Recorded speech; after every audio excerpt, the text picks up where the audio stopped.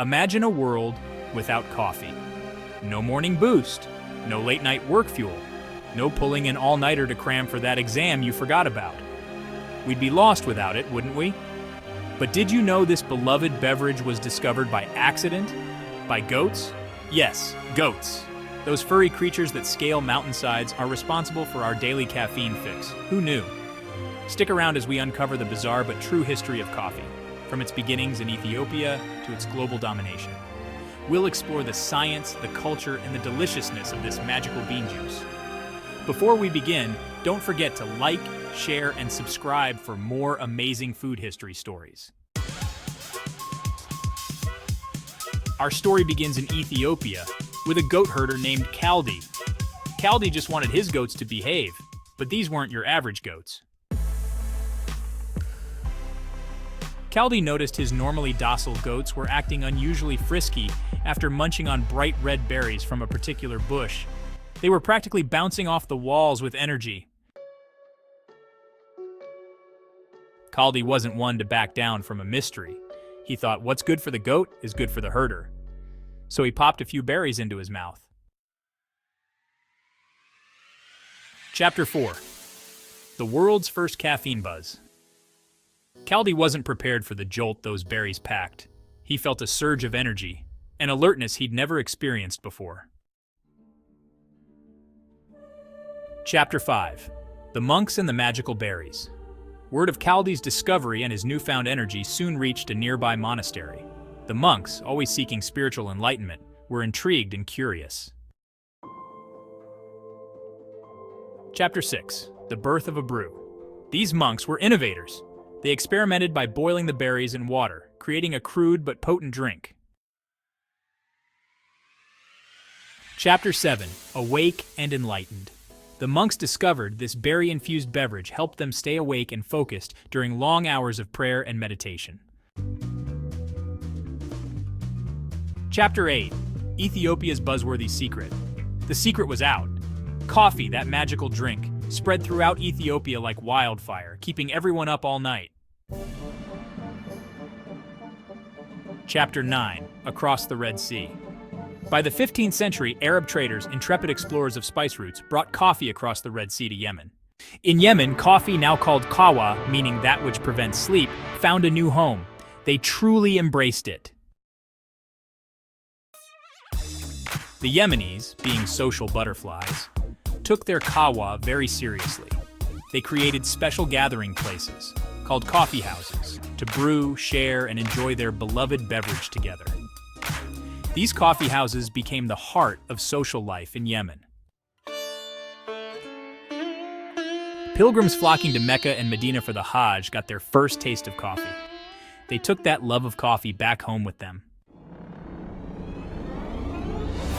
The Ottoman Empire, a powerful force in the 16th century, fell head over heels for coffee. It became deeply ingrained in their culture, symbolizing hospitality and intellectual discourse. Hold on! Some Islamic scholars, fearing coffee's stimulating effects, deemed it haram or forbidden. Despite controversy, coffee houses thrived, becoming vibrant hubs of intellectual discussion, social interaction, and political debate. They were dubbed schools of the wise. In 1615, Venetian traders, always at the forefront of commerce, introduced coffee to Europe. It quickly became an instant hit, a luxury enjoyed by the elite. Some suspicious Europeans called coffee the devil's drink, but Pope Clement VIII, a man of discerning taste, tried it, loved it, and gave it his official blessing, making it acceptable. In 1645, the first European coffee house, aptly named the Coffee House, opened its doors in Venice. It quickly became the place to be seen, sip, and be stimulated.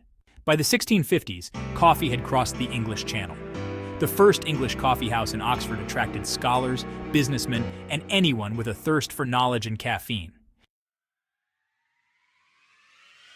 In England, coffee houses were called penny universities.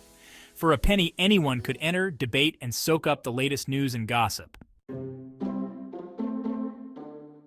In 17th century England, beer was the breakfast drink.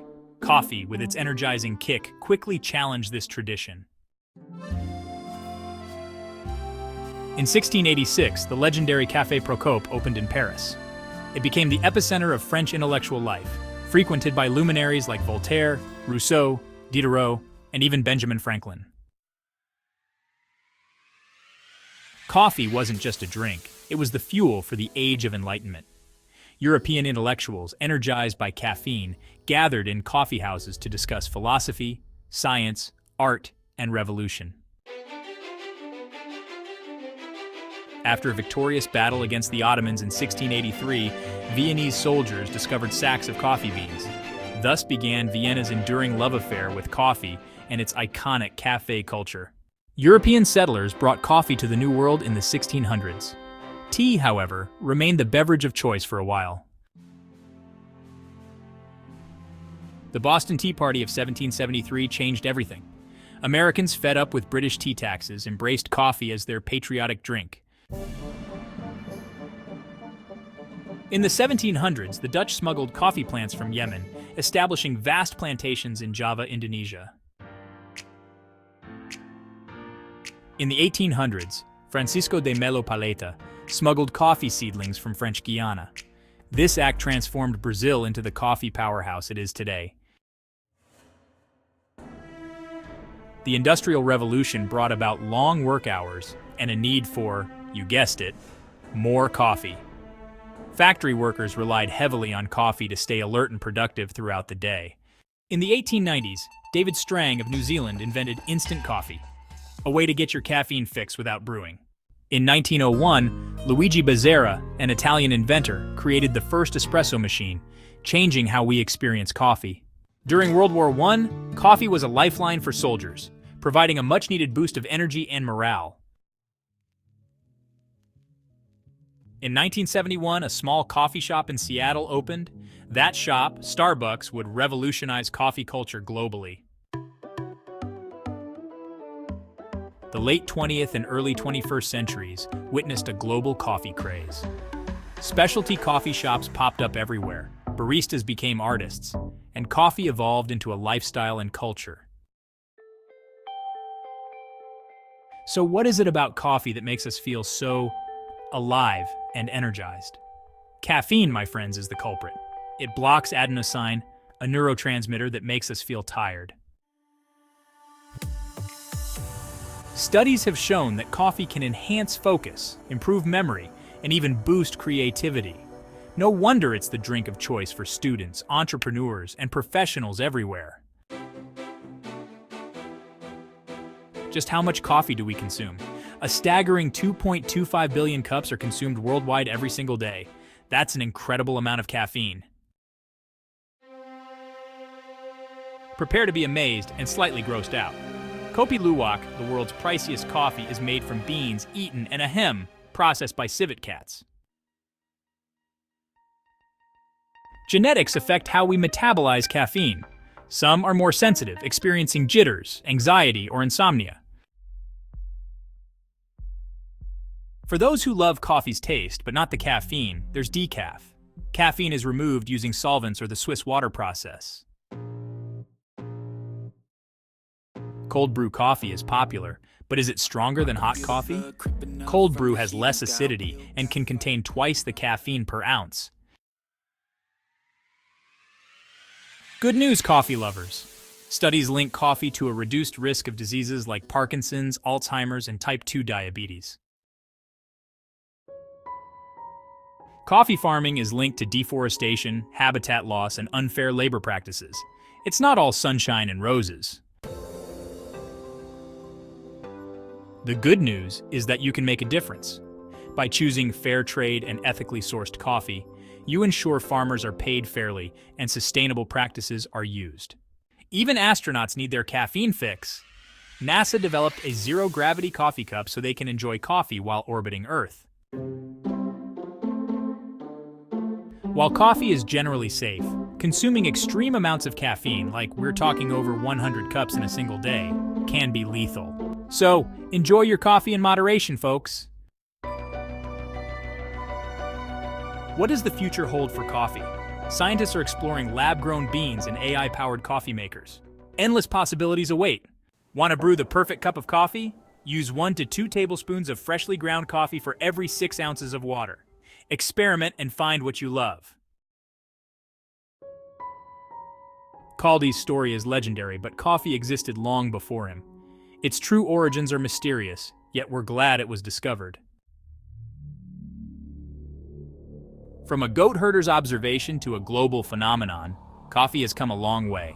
It brings people together, fuels creativity, and makes the world a bit brighter. So there you have it, the incredible journey of coffee from those bouncy Ethiopian goats to your cup. What's your favorite way to enjoy this beloved beverage? Are you a fan of a classic espresso, a frothy latte, or maybe a daring kopi luwak? Let us know in the comments below. And don't forget to like, share, and subscribe for more amazing food history. We've got a whole world of fascinating food stories just waiting to be uncovered. Until next time, keep exploring, keep questioning, and keep on caffeinating. So there you have it, the incredible journey of coffee from those bouncy Ethiopian goats to your cup. What's your favorite way to enjoy this beloved beverage? Are you a fan of a classic espresso, a frothy latte, or maybe a daring kopi luwak? Let us know in the comments below. And don't forget to like, share, and subscribe for more amazing food history. We've got a whole world of fascinating food stories just waiting to be uncovered. Until next time, keep exploring, keep questioning, and keep on caffeinating.